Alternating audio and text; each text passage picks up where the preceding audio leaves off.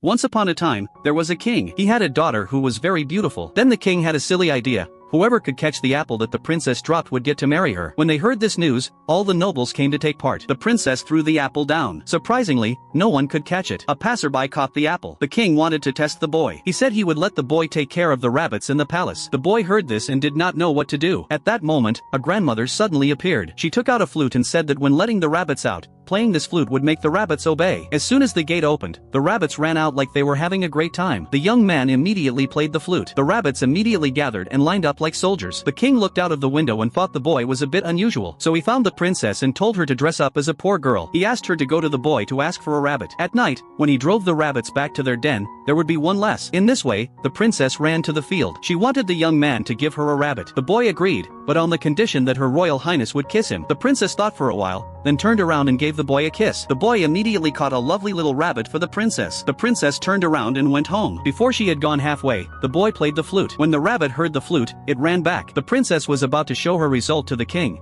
but there was nothing in the bag. The princess said the boy would not give her the rabbit. This time, the king planned to go in person. The king dressed up as a poor man and asked the boy for a rabbit. The boy said he would give him a rabbit only if the king kissed a donkey's tail. The king kissed the donkey's tail, so the boy gave the rabbit to the king. The king put the rabbit in and hurried back to the castle. The boy played the flute again, and the rabbit ran back. When the king showed off his result to his daughter, there was nothing in the bag. In the evening, the boy brought back the rabbits, and not one was missing. The king shook hands with the young man warmly, but the cunning king said there was one last requirement. If he could pass it, he would no longer oppose the marriage. The test was simple. He had to brag as hard as he could, until he filled a sack with his bragging. The ministers sat in a row, and the boy sat in the middle. The boy said whatever came to his mind. The king pointed to the sack, saying it was not yet full. The boy immediately bragged about the time he kissed the princess. The princess felt very shy when she heard it. Finally, he was going to brag about the time the king kissed the donkey's tail. When the king heard this, he said the sack was already full. Then the king gave his daughter in marriage to the young man.